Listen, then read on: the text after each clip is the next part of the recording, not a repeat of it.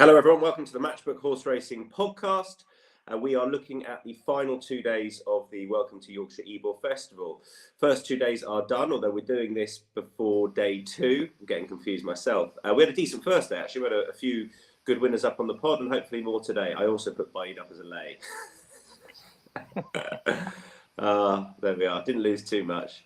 Tell you what, Charlie Poste, comparisons with Frankel. Getting nearer, Tom, aren't we, mate? Yeah, exactly. Yeah, I mean, no, it was fantastic, wasn't it? It was a fabulous performance, and I mean, he looked even better for the step up to a mile and a quarter, didn't he? And going to be interesting. What do you reckon? The Arc in the autumn? Where are we going next? Well, he's saying now. He's saying now that the horse will probably go to the Irish Champion Stakes because the Kipco British Champion Stakes is a bit far off. And then if he bolts up in an Irish Champion and isn't stopping at the line, you got probably not enough time. 3 weeks to an Arc? Yeah. I think the Arc's dead, but there we are. Irish Champion would be good. Yeah. Mate, Dees, how are you? Very good. Really enjoyed yesterday. Hit the bar with two of them. I think I got 2 seconds in a winner, but so one winner is enough for any day, really, isn't it? Just remind us that you've got the watch along coming up today, right? Yeah, so we're doing a watch along this afternoon. It could be I'll be joining Charlie and Sam Turner, and Dan will be presenting. We'll be going live at 1:30, and we'll be covering. I think we're covering all the ITV races today. So join us. What we're doing is we'll be betting on the racing. We'll have a few selections for each race, and what we're doing is trying to build a pot for racing welfare. So we've guaranteed them £1,000, and we're trying to add a bit of profit on the top of it. We've done 2 so far, and we are up a massive £14, thanks to Steve Jones. So no pressure on Charlie and Sam today to be building on that. I'm sure Jonesy won't mention it if you make a loss. Good stuff. And it shows the intricacies of the exchange and how it works and why it's well worth taking advantage of as well. Episode 1 of The Other Side of the Fence is out with Ollie Murphy. I watched that last night. That is well worth watching. It's not a very long video. It's good content. It shows what goes behind the scenes at the sales. And Ollie and his dad Aidan are very good at buying the right sort of horses. So do have a look out for that. You can watch it on the usual channels. You can watch it on YouTube. There's a Twitter link as well. Like and subscribe via YouTube and also via your preferred podcast app, and give us a review up to 5 stars. It's very welcome for you to do that. Please, insights.matchbook.com for a recap of all the best bets. That will be up after racing today for tomorrow and Saturday. And stuff for today is already up there. Right, Nunthorpe, let's get stuck in. So odds, first of all, look like this for the Coolmore Wooden Basset Nunthorpe Stakes. And there we go. I was suddenly worried that I'm on the iPad and I wouldn't be able to see the screen, but here it is. Royal Acclaim is 2.78. The Platinum Queen is 4.6. Highfield Princess 11.0. Cardam 12.0. 14.5 Flotus and much bigger the rest. So you lads are against the favourite at 2.78, and I'm with Royal Acclaim. I'll be honest, I went through trying to find something else to back against Royal Acclaim, and I was really struggling. So Charlie, first of all, why are you against, and who are you with?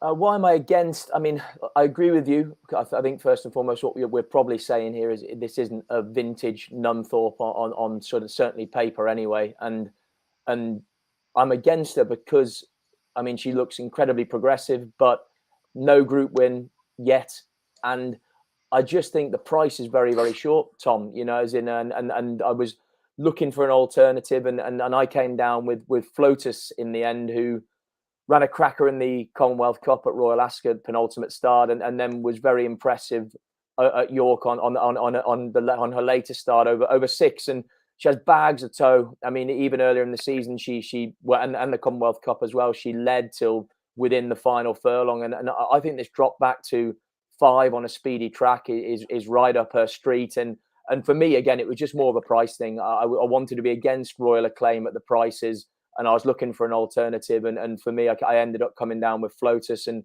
I think there's a win and place definite option there. You know, the Platinum Queen, 2-year-old, respected with the weight allowance, but again has a phenomenal amount to find on bare form, but there's an incredible amount of untapped potential.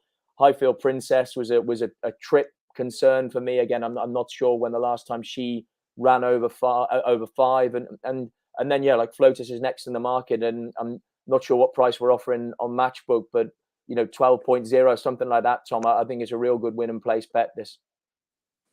Okay, I'm not sure I got down as far as Flotus. I think I've read out 14.5, possibly. We'll confirm that for you. Listen, I'm small stakes Royal Acclaim. I to be honest, I don't have a huge betting opinion on the race. I just weighted with where he's drawn. I thought, because he's far side, I thought fair enough. Apologies for I've fallen into the double C Acclaim trap. I'm sure people might notice that. That's me that's spelt Acclaim wrong. I don't know why I've done that.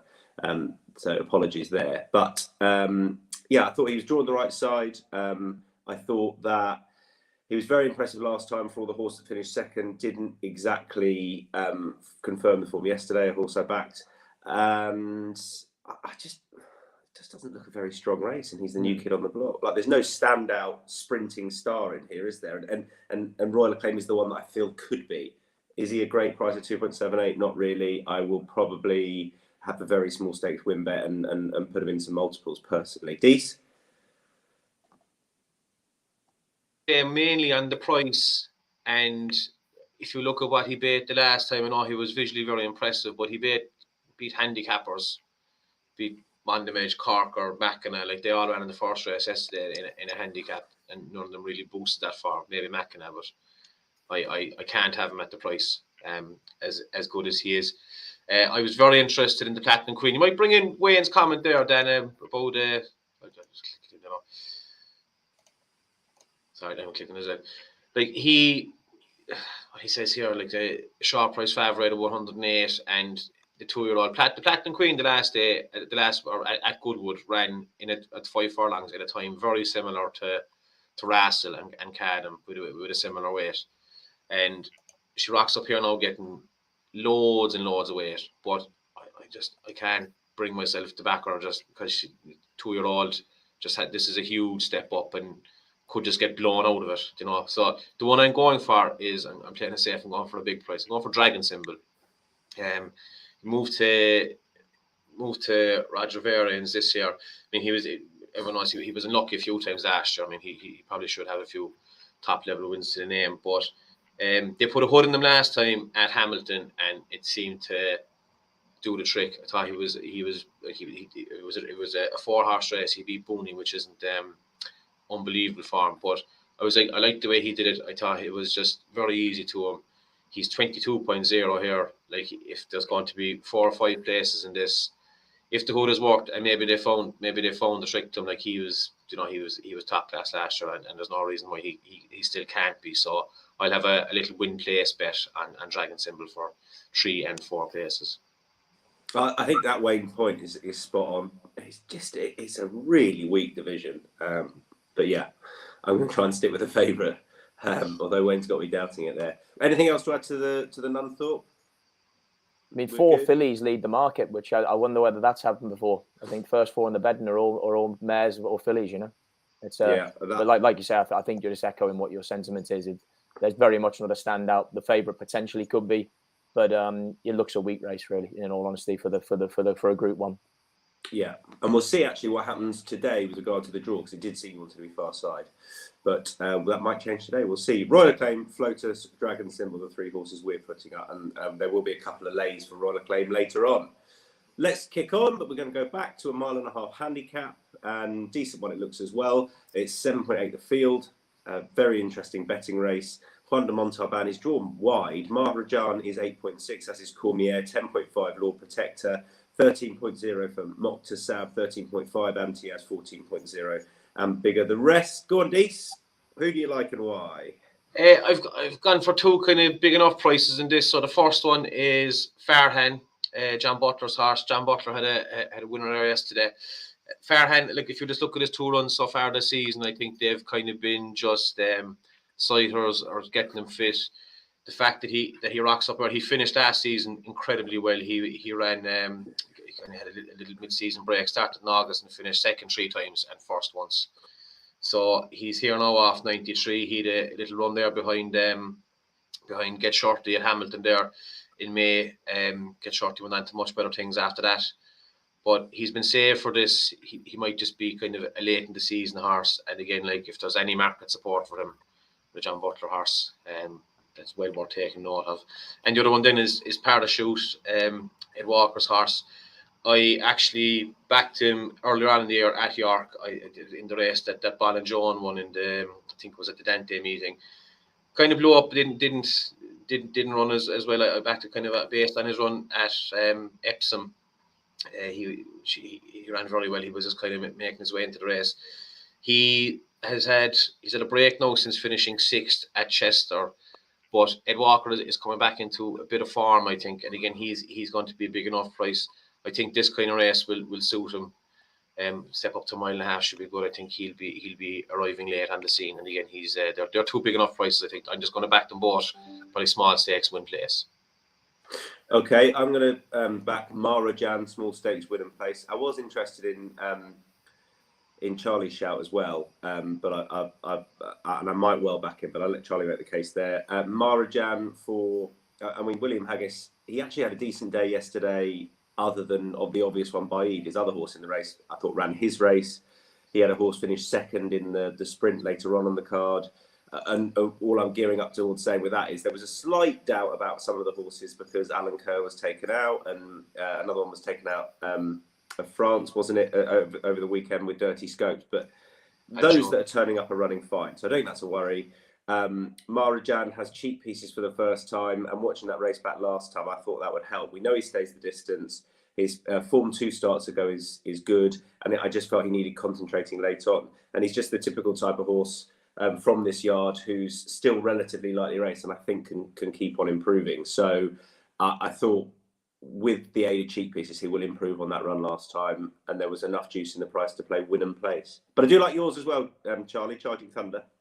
Yeah, I mean, Tom, like a wide open race for sure, really competitive, and again, a bit like Deasy, I was looking for something where there was a win and place option, and yeah, I just came down with Charging Thunder. Really, I mean, he's not been. I think he's been out the first 2 only once in 8 starts this year.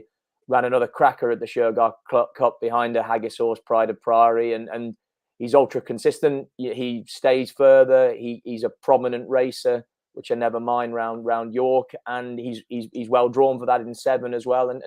And just when I looked through it, I thought for win and place purposes, I struggled to see him sort of not being there or thereabouts because he's done that all year. And like I say, his mark 97, they popped him up £1 for that, but I see no reason why it still isn't workable. And he ran well around York earlier in the season. Okay, Charging Thunder, win and place. I think I didn't put win and place, but we are. So Charging Thunder, Farham, Parachute, and Maharajan all win and place in that one in the opener over 1.5 miles. We move on, and this is the third race we're going to be looking at. It's race 2 on the card. It's the Lonsdale Cup. Stradivarius is 2.26, Trushan is 3.05, Coltrane 7.0, Tashcan 9.2. Bigger Price is the final pair. I was really hoping somebody was going to be brave enough to put up Stradivarius, but they're not. We're all with Trushan. He's the team steam. The ground yesterday was on times. Genuinely, there was enough to suggest that there could have even been some good to soft in places. They started good to firm in places. I now think they've gone to good, but it was not rattling quick. And I think tonight will be interesting with regards to whether they water or not, because we're not going to get any rain. I would imagine they probably won't because it's just good today. So obviously with Trushan in mind, he proved he handles quick ground last time at Goodwood, but at the same time, he's a better horse in comparison to what others do with a little bit of dig. But I think the ground will be absolutely fine. I think that Stradivarius is... I just don't think he should be favourite. Simple as that. I think Trushan should be favourite. And there's still a little bit of hype into Stradivarius's price. He's not as good as he used to be. And I think that Trushan, he's not getting better, but I think his best here could be better than Stradivarius, who is just on the downgrade. So he's my best bet of the day. And I think he is yours as well, Charlie. Yes, yeah, I think I did put him up as my best bet, and yeah, for those reasons, again, just more from a price point of view. I like you say, I think Stradivarius is is waning, and I think Trushan is still on an upward curve, if not right at the peak of his powers. And he travelled very, very well the last day at Goodwood, and it was sort of a muddling contest. And yeah, I would just rather. I don't think there's a huge amount between them, but I mean, I would just rather be with Trushan at the prices. And like I say, I felt that he should have been favoured and not Stradivarius. So, and like you say, he showed that he handled quicker ground at Goodwood. I don't think it's probably going to end up being that way tomorrow anyway at York.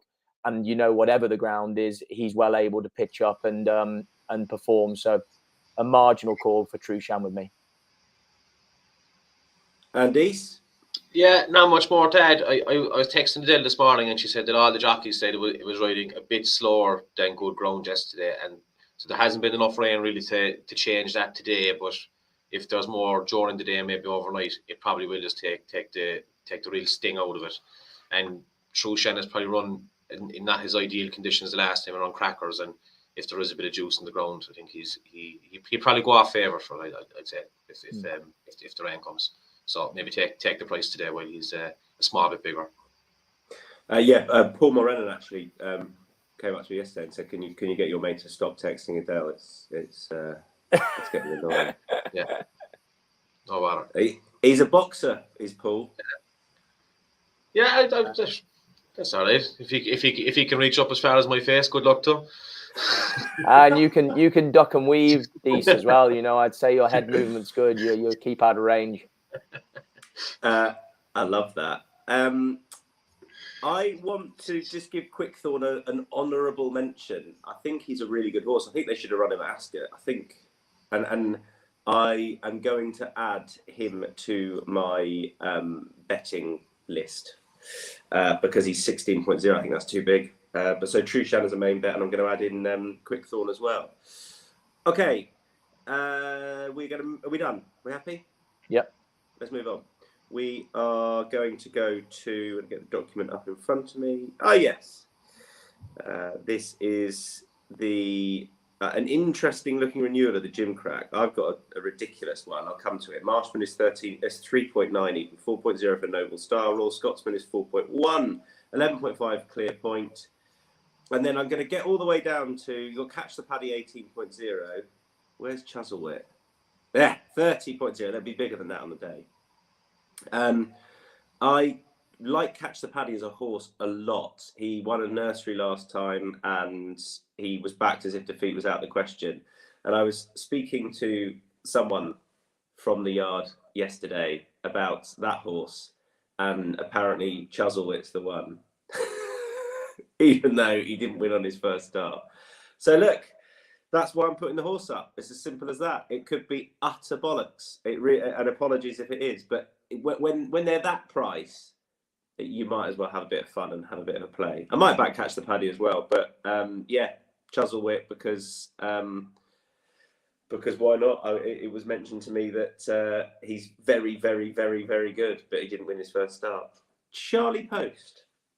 I mean, it's a cracking renewal. I mean, I thought Royal Scotsman was maybe vulnerable with the £3 penalty. Marshman, Noble Style, loads of unexposed horses with bags of potential. But I came down with one trained by my old boss Richard Fahey in Clear Point.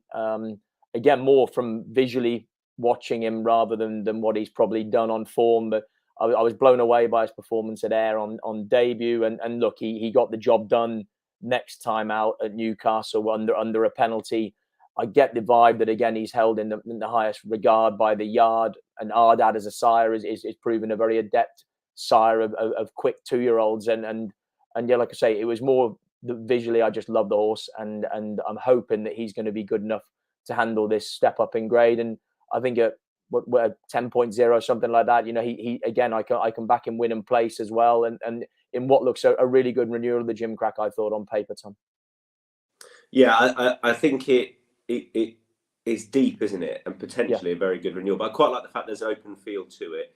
Clear Point win and place for you. I'm obviously win and place Chuzzlewit. Dees. Yeah, Marshman. This is the real reason I was texting Elle this morning to find out if she had any info on how this horse came out of his race last week. If anyone didn't watch him, he ran a horse last week and he won by 8.5 lengths. Absolutely destroyed him. No, he probably didn't beat much, but he's got a quick turnaround, but he was unbelievably impressive visually. He's after been backed into favouritism here. I can see him going off shorter. Carl Burke is having a great show with his 2-year-olds, and I think he could be really, really good. Just the time was unbelievable as well, and he's just I think there's a lot going for him. I know he's a short price, and but if the money keeps coming for him, I think that's another massive positive. And just go back and watch his race last week at Thursk. It was absolutely unbelievable. Okay, Chuzzlewit, Clearpoint, Marshman. Are you win only Marshman, Dees? Yeah, is he 3.9? Yeah. Okay. All right, let's come to the Fillies Handicap. This is open. This is difficult. Zoe is 3.85. Champion is 4.2. I guess that's how Sean Connery says champion. No, that wouldn't work. It would be if it was. That'd be if it was Sampion. God, this is a terrible. Can we just get rid of this bit on the podcast, please? Apologies, everyone. State Occasion is 6.0. I had far too much to drink last night. Croak Chill is 8.2. Real Rosie's 9.4. Bigger Price is the rest, all the way down to my selection, which is Yorkshire Lady, who's 26.0. I might as well start there. I think it'll be bigger than that. She's doubly declared. She's also declared at Sandown on Saturday. So I don't really know why, but I don't know why she's the price she is, because I think this is her trip. She handles any sort of ground. It was her first start off a bit of a break last time. She got no run, was in rear. She's back against her own sex, and the yard like a Yorkshire winner, and they're cleverer than the market would have you believe. Ridden by family member Joe Mason. I just wonder if there's been a good bit of thinking coming in here. Anyway, thought she was too big a price. Dees. State Occasion for me, if Becca's horse won a good massive gamble on her at Goodwood, and she won like a good thing. The horse that came second, Rousset, came out then and won in good style the next time. So there's probably a bit of depth to the farm. So she's a nice price. She's going to be about 6.0, 7.0. So I'd have probably just a win bet on her. This is a tough enough one. I was looking at the other Rafe Beckett horse as well, good American, but probably not enough there at the moment to make her a bet. But I think State Occasion is a nice horse. Charlie Post. I can see the argument for yours, Tom, definitely. As in, I nearly put that up as a selection for me as well. But I went the other end of the spectrum and with the favourite Aman Zoe for the Haggis team. Has gone up, I think, over £20 this year. But again, another model of consistency. Won at the Shergar Cup under Joanna Mason and up 3. And at the time, Haggis spoke about maybe the move up to Group Company.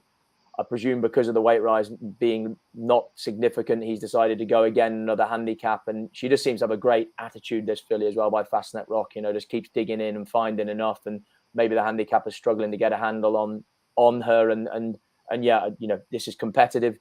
But I think track and everything is in her favour. She's in fantastic form, which is always a good thing with a filly. And like I say, I just think if they've got group races in mind, off 93, that should still be workable, and hopefully she can continue this winning run and get the 4-timer up. I'm just going to add last year's winner as well, the Flying Ginger. Sorry, I love that's a massive price as well, of lower than last year, lower weight than last year, and so the 2 outsiders of the field for me. There you go. It's turned into a big betting race. A reminder to check out episode 1 of The Other Side of the Fence with Ollie Murphy. That is our new Matchbook ambassador. That is online now, so please do that. And I'll give you the details of the offer a little bit later on. Lane by workout for you, Tom. Alex Jeffrey says that.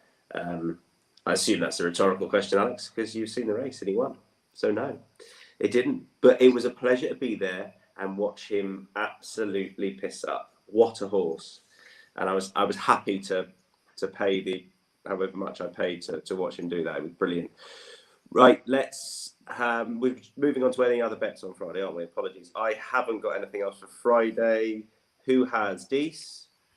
Yeah, look, I've one there where he's probably going to be favourite, but just looking at his back form, it's Desert Order in the 4:45, the Charlie Appleby horse. Now he has finished 3rd and 2nd in his 2 runs. In his debut, he finished behind a John Gosden horse and an Andrew Balding horse.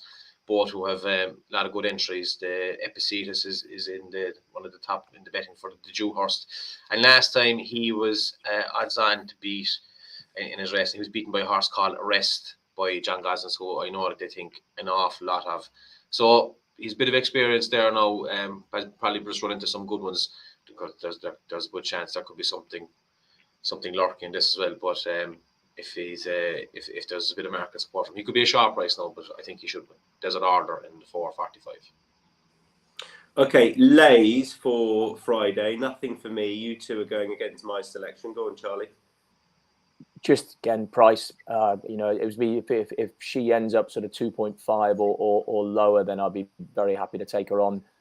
Could be potentially very, very good, but the form of her last race hasn't really worked out for all that it was visually impressive, and she's got to prove that she's up to group company. She hasn't done that so far, so I just thought she was short enough in, granted, a less than vintage Nunthorpe, but a competitive race nonetheless. Okay, and same for you, Dees? Yeah, same for all the reasons. It's just too short a price and a big step up in class and everything. And again, she didn't really beat much the last time, as good as she was. So again, if it's 2.5, maybe go as far as 2.75, I think that's well worth a lay bet, and that's something else will beat her. All right, let's move on to best Friday bets. It's an absolute filthy team steam. Who's most confident about Trushan? Look at that, great production. I love that. Tell you what, he's having fun. Is Daniel Hussey behind the scenes? Charlie, how confident are you, Trushan? Yeah, I'd say I'm 3/4 confident. Yeah, I'm pretty confident, Tom. Yeah, as in I think he's a good bet, especially at the prices right now. Yeah. Do you think he should be favourite, Dees? I think he will be favoured. Okay. I think he'll end up favoured. Okay. I can see that. I think the times on day 2 will be interesting to see how much the ground has quickened up. Yeah, should be at the top of the betting for me. Right, we are going to go on to Saturday. We were going to start with Ebor, but they're doing the draw, I think, at the moment. So it would be wise for us to know the exact draw, because we might have selected something that's drawn in the car park. So let's go to the Strensall first of all. This is the 150. I don't have prices in front of me yet, but I will endeavour to get them up very shortly. And while I'm doing that, Charlie Poste can make the case for his. Yep, Mighty Ulysses for me. I think I put him up as a lay, the one when he won last time out at Newmarket, which I got wrong. He ran a cracker behind the Caribus, was narrowly out of the frame there, and then followed up that with, I thought, beating Alflalia readily at Newmarket. I think the extra furlong, he seemed to see it out quite well at Newmarket, and Newmarket's a stiffer track anyway than York. I think this flat mile one will suit him really, really well, as he can be a little bit keen going. And I just thought he also really looks to be getting his act together and looks, massively progressive. A good run, but Group 1 in his penultimate start, and then a solid listed victory. And I'd fancy him to very much confirm form with Alflalia, who then I think backed that up by winning on his next start. So Mighty Ulysses for me, Tom. You agree, Micheál Deasy, don't you? Yeah, very much so. I think he has the best form this year in the race, and being by Ulysses, he's probably going to get better as he get older. Be nice horse to watch next year. I know he's a sharp price, but I think he should get the business done. I don't think there's a lot of depth to this race. There's a few of them in here now that are probably end up being handicappers, but I think he's probably a bit better than that. He's 2.5, 5.5 for Alflalia. Cadillac is 8.0. I'm going to get down to my selection, who's a bit of a flyer. 15.0 for Masakela. We've got the dead 8. I hope they all rock up, because then you can play win and place. I think that I like the back in trip angle with a lot of horses. I think particularly with these 3-year-olds, there's the inclination is to try them over an inadequate trip. Like why this horse ran in a derby. Sorry, not an inadequate trip, too far. He ran with credit there, and then last time didn't work out at all.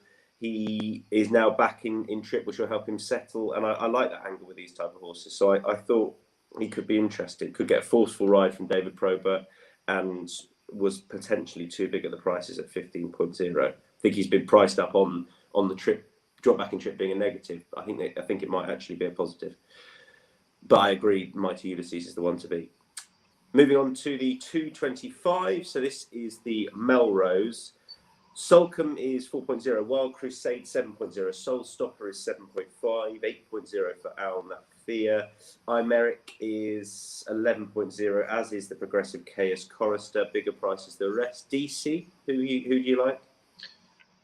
I've gone for 2 in this because we didn't really have much time between decks and starting this pod. So I kind of 2 picked out. They're both after being declared. The first one is Nuzret, Joseph O'Brien's horse. He's had a good few runs now. He's had 6 runs and only 1 once. But if you watch his last win at the Corda there, he was absolutely just on the bridle, was just so much better than him. Only won by a length and a half. He finally dropped. He finally got his head in front. Joseph is going to be some trainer. I think the fact that he sent him over for this, he's owned by Munir and Swale. I think the step up in distance will probably suit him. I think he'll definitely be able to travel with them, and could be very good. And the other one that I thought was interesting was Al Nafir. He's a shorter price now. Charlie Appleby's horse. This is only going to be his 4th run of his career, but he was out late last season and finished it off fairly well. Finished second to Cash at Newmarket in the get the name up here now, in a good maiden that usually produces good horses, and he had a little run out there just in the middle of June. Finished second to Jude at John Goslin's horse. That should have him spot on for this. I'd probably Dutch them both, just win only, because this is tough. But out of the 2 of them, I think Nuzret is probably the most interesting. All right, I was tempted by Al Nafir as well for those reasons you mentioned. I'm going to go for Sulcombe though, who is absolutely the obvious one. Looks progressive. I don't think got the greatest ride last time. Just how it worked out for him. A big fan of Kieran Fallon. It didn't really work out. Maybe he wasn't quick enough and wants to go over further. Gets that here. Holly Doyle on board is really obvious, but I thought there was still just enough juice in the price to back Sulcombe, and I couldn't find a bigger price that excited me more against the favourite. So Sulcombe for me. Charlie? I sat this one out, Tom, Okay. again, for kind of the reasons of D. So I was struggling with it anyway, and with not having a lot of time between decks and recording, I dodged it. No, perfectly right to do so, rather than having a guess up. That's the Melrose. The City of York is next. So I'm trying to keep an eye out for Ebor draw. If anybody, either of you two have that. No, it's not done yet. It's not done yet. The Melrose draw is done, and they've done. It'll probably be done in the next couple of minutes. So if we can spend 20 minutes on this race, we'll have it. Well, they do it live at the track. That's the thing. So we're broadcasting it. I thought it was 11:30, but they do it live from the track. So that's what I'm trying to keep an eye out for. But anyway, we'll see. The City of York. This is an interesting race. I'm most interested as to your shout, Dees, because I struggle to see this suiting Rohan, even though I'm a massive fan of the horse. So go on. Well, I suppose the fact that they're running him, I thought that Dover race, like he was unlucky. I thought he ran better than the finishing position of 4th. Like he was close to him, and it was 6.5 and good to soft ground. I mean, he could get not good to soft, but something close to that here. There was there's other 6 furlong races that he could have gone for, or even dropped back in trip, and he rocks up here. He was jocked up from early in the week, like, so this was always going to be the plan. I just think that again, there isn't a huge amount of depth in this, I think, and he was about 9.0, 10.0. He's after back to Nelson Stakes, but like he's a lot better than what he's been showing. They've kept a bit back for themselves, and just at the prices, I thought like he's been in there. He's about 7.0 now. I'll probably just back and win only. I think this is. I think he's bigger than that, Dees. Is he? He's probably bigger than that with us now. I'm just looking at different prices here, but yeah. He's double figures.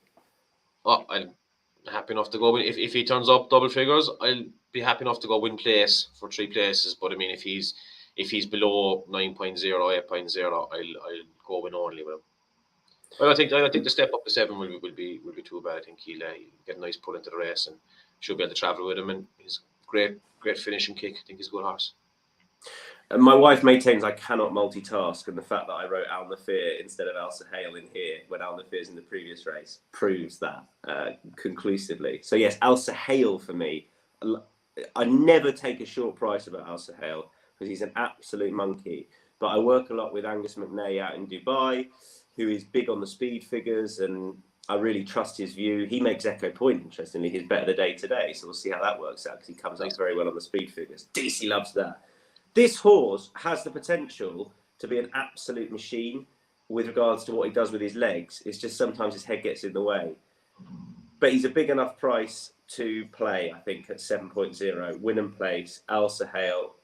It's all got to work out perfectly. And some horses don't like York, and I don't like playing tricky horses at York, so it might not work out. But ability-wise, like raw talent-wise, I think he's the best of these. So I'm happy to have a go. Charlie? I came down with Kinross, who ran a cracker at Goodwood, trying to repeat his Lennox Stakes win from the previous year. I thought he was a fraction unlucky. Sandrine, I think, probably got first run, and he sort of got caught. Frankie going for a gap down the inside rail, and sort of it kind of was never really quite there, and he was narrowly denied by a neck. And then from that point of view, I didn't really understand the prices. Sacred, I think, can be one of these horses where people get sucked in a little bit, and she had to be dropped in the last day, and I didn't think she had that many excuses, really, if I'm honest. And Sandrine, I fancy him to turn around the tables with that, and Pogo as well. Again, it was just price related that I thought he should be way nearer being favourite than what he probably is on the show that I've got in front of me, and he's pretty versatile on how he can be ridden. He's versatile with regards to the ground. Yes, if we got rain, which is unlikely, he'd be absolutely in his element, but he showed at Royal Ascot he's well able to operate on decent ground, and yeah, just I thought price wise, Tom, he deserved to be shorter than what he is in this race with as Dee said, I'm not sure it's the deepest contest either, Yeah, Al Sahale, Kinross and Rohan, the plays in the city of York, which I know they're trying to upgrade to a top level race, but I don't know if this field's going to be able to do that. We will see. I agree with Sacred as well. I think she has to be fresh. She's been disappointing, and I absolutely take the point that she looked a bit unlucky last time, but not as unlucky as it was made out. I'm tempted by her as a place lady, to be honest. She might be gone at the game, I'd say. That's the two runs this, But I'm place laying her. That's going to be my lay bet for the day. I can see her just not quite getting there. Oh, I'm going to follow you in there, Dees. Do. I'm going to follow you. Good. Yeah, I'll have a bit of that as well, lads. We'll all go for that. Yeah. Literally, we're working it out as we go along. Yeah. I love it. She'll get Q Sacred going and absolutely bolting up. Yep. Always been the plan, yeah. Ebor. Should we come to that next? Because I don't think we're not going to get the draw in, are we? No, let's go with the Constantine Handicap. We'll see. Apologies, producer Dan. I will get the price up very shortly. Charlie, anything here? No, nothing for me in this. Okay. Alex agrees on Sacred, by the way. Not feeling. Apologies, Alex. To be completely honest, you could be. I imagine Alex is male, but we don't know. So I was going to say he. Alex, I don't know. Maybe you want to confirm that for us. But not feeling Sacred's chances. Something's off, and betting line could be lure and hook. Oh, I like that. Very good. Thanks, Alex. Regular on the podcast, and hopefully they watch along as well. Nothing for you here, Charlie. DC, anything for you, bud? I don't know what price it is, but I like chairman of the board in these kind of handicaps. He's a fairly good solid horse. He'll finish 17th, then he'll finish 3rd, and then he'll finish 15th, and he'll finish 3rd. So he finished 3rd the last time, which doesn't bode well for my selection. But he was just something that caught me eye. I can if you're going to be getting 4 or 5 places in this, this is the kind of race that he runs all the time. He always runs well, and if he's going to be a double figure price, maybe have a quarter win and 3 quarters on the place, or split your placements between 4 places, 5 places, 6 places, whatever you can get. I'm trying to. It's difficult because this is the one race that I couldn't find priced at anywhere, and I'm not sure. Let me just refresh what I've got in front of me. Are you? Is that because Chairman of the Board's drawn 1 as well that you're interested there, Dees? Or is that not really part of it? No, I didn't even see the draw. He's priced up here 1 place now. He's 21.0. So I love a bit of that. Yeah. Okay, I will play Spangled Mac probably, given where he's drawn. Was really progressive for the team that is Bowie and Buick, who are going along nicely, and ran a good race again last time. And I think this quick 6 or suit and drawn 3 is a plus, and you should get double figures. But given when I worked it out, I would probably be pretty small stakes win and place. But I do think it's worth taking advantage of playing far side. A few of those probably in the betting are near side, and given what we've seen on day 1, that's probably not where you want to be. And I think that's going to be in jockeys' minds now, so we might not see them come and explore the near side so much. Let's move back then to the Ebor. For the fact that we don't know the draw, I can't be playing bang at the top of the market. I don't know what anyone else is thinking. Prices, as things stand currently, are Earl of Tyrone right at the top of the betting, is 7.0. Garci is 8.5. Akito Sushi is 10.0. Ever Present is 11.0. You can Glen 15. John Leaper 15. Hamish 15. And Candleford 15.0. Plenty in there at that price, and bigger prices the rest. Charlie, what do you think? Yeah, I mean, I have gone with one towards the top of the market. Obviously, we're in the lap of the gods about where we're drawn with Garci. Just from a point of view, after that old Newton Cup run, I just thought that this race was screaming out for him. You know, the extra 2 furlongs in trip will be right up his street. He ended up a bit far back at Haydock, and then the winner, I think it might have been Get Shirt. He got first run on him, and he was never really getting there. But I just think, you know, he won over a mile and a half at York on his run before that. There was talk even then that William Haggis said about maybe that he had an entry in the Hardwick, which they obviously bypassed. He thought that he wasn't quite ready for that.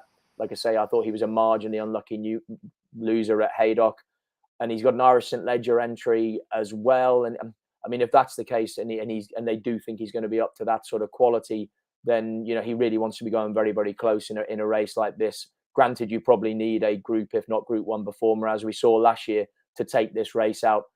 Only concern I just saw that Kieran Schumacher's riding him, and Tom Marquand has jumped ship, which I don't know whether that's a negative or not. One would presume Tom's obviously chosen not to ride him. So, yeah, that's a potential worry. And draw-wise, I mean, look, his run style, the fact that he does tend to be slotted in a little bit, I don't think it'd be the end of the world if he was drawn more towards the middle to give Kieran a bit more options. I mean, I suppose if he's drawn right down the inside, then I wouldn't want to see him get trapped and locked in 3/4 of the way back with not a lot of options of getting out. So Garci, but like I say, my enthusiasm is tempered a bit by the fact that Tom Marquand hasn't chosen to ride him, Tom. Yeah, I don't really get that because he's so much shorter, and that doesn't make sense for me. I'm with Candleford, but that decision wasn't based upon Tom Marquand riding at all. I hadn't even really considered that because, but you're right. I can't see a reason why he wouldn't. They're both weighted pretty much the same. So interesting. But I did think that the case for Candleford was pretty obvious. Go back to the back end of last year, his form is rock solid.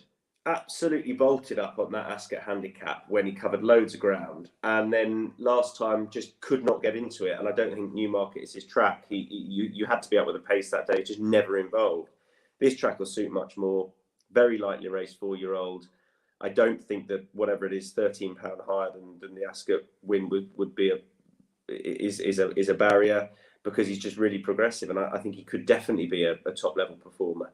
So, and that Ascot race has worked out very well. Just last time I thought the excuses were obvious. So Candleford would be a fair shout for me, and interesting that Marquand rides over Garci, but I'm not sure at the exact reason, but we'll see. DC, you've got a couple.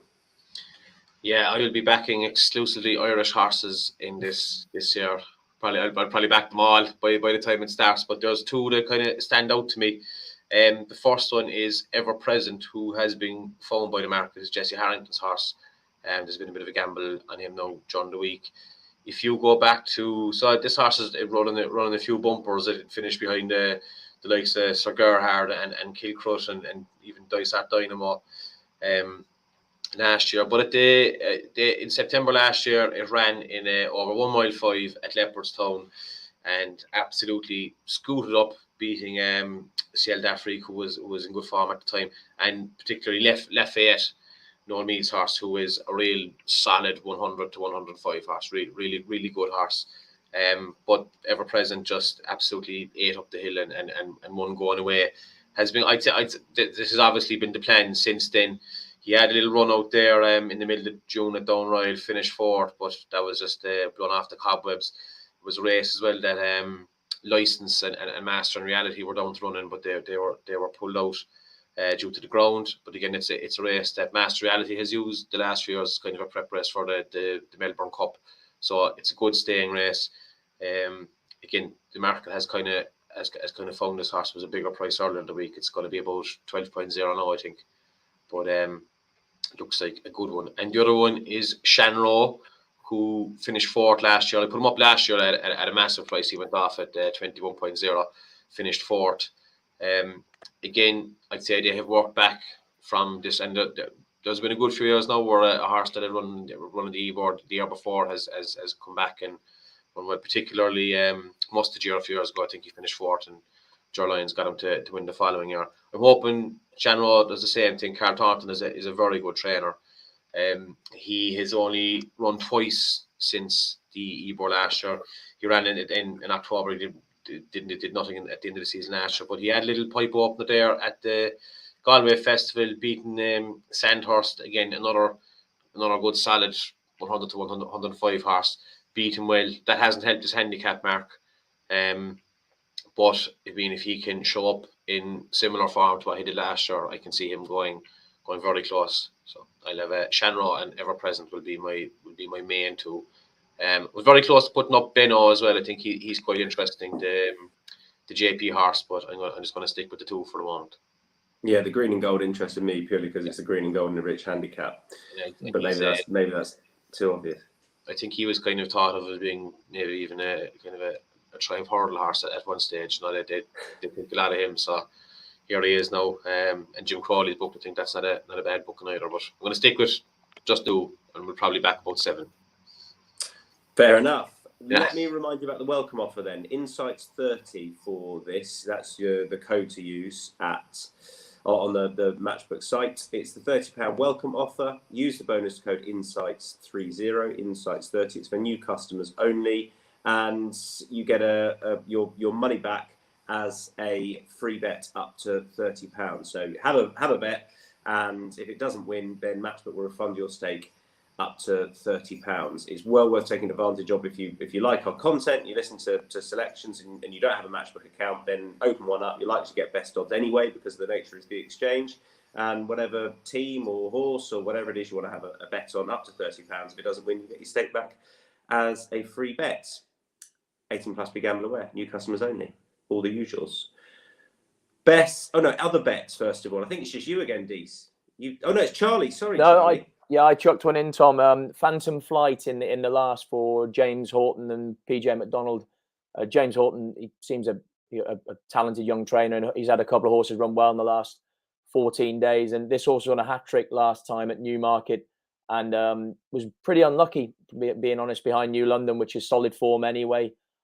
He handled the Marna Quarter well, and just looked a progressive young horse. And I think 3-year-olds that I chalked down. 3-year-olds have won 3 run-ins of this in the last 10 years. So they can definitely pull this off. He's off a 98 rating, I think is workable, and just looked a young horse on the upgrade. And he's got drawn in 5 as well, which is absolutely A-OK too. Good stuff. Phantom Flight in the 520 on Saturday. Best Saturday lays. I think we can get the boy band look up again. Yeah. There we go. Dees, this was yours. We've all jumped on your bandwagon, so you can make the case for laying Sacred 3 places. Yeah, look, it just 2 runs this year. she hasn't seen out her race. She finished 5th twice. I know there wasn't much in them. I think there's only less than 2 lengths both time. But I don't think they would have been using those races as a prep for this. They were good races, and just taking the chance that maybe she's gone at the game. So 2.25 for her to finish outside the top 3, I think, is a fair enough one. And Charlie and I agree. So yeah, hopefully she doesn't land in the first 3 places. Best Saturday bets. I'll go first because I'm up on the screen, which is Salcombe for me in the Melrose. Very obvious. Holly Doyle booked, which I think could be considered a plus. Progressive didn't find himself in the best position last time. This should really suit, I felt. Still plenty of manoeuvrability off that mark. Charlie, your best bet? Equally obvious, probably even more so. Mighty Ulysses in the 150. Just progressive young horse and best horse in a race that I'm not sure has as much depth as maybe it could have done. And the biggest price of the lot is Rohan as far as the best bet goes. Go on, yeah, taking a swing on Rohan to be able to handle the step up to 7 and travel all over him and be the best horse in the race. Good stuff. We are done. Don't forget to join the lads for the watch along. What time does it start, Dees? 1:30. 1:30. All the ITV races covered today in the watch along with Sam Turner, Charlie Poste, Micheál Deasy, and hosted by Daniel Hussey. And let me remind you about episode 1 of The Other Side of the Fence, which is out now with Ollie Murphy. Like, genuinely well worth watching. You've got plenty of time to do so before racing gets underway. Really interesting behind the scenes of the buying horses, which Ollie and his dad are very, very good at. And there'll be more where that came from as far as episode 2 and 3, etc. later on in the month and into next month before the jump season. Very good episode 2. You did a very good episode 2. Yeah, keep an eye out for that. When's that landing? Oh, I can't tell it. Bit of suspense. Okay. Top secret. Yeah. Top secret.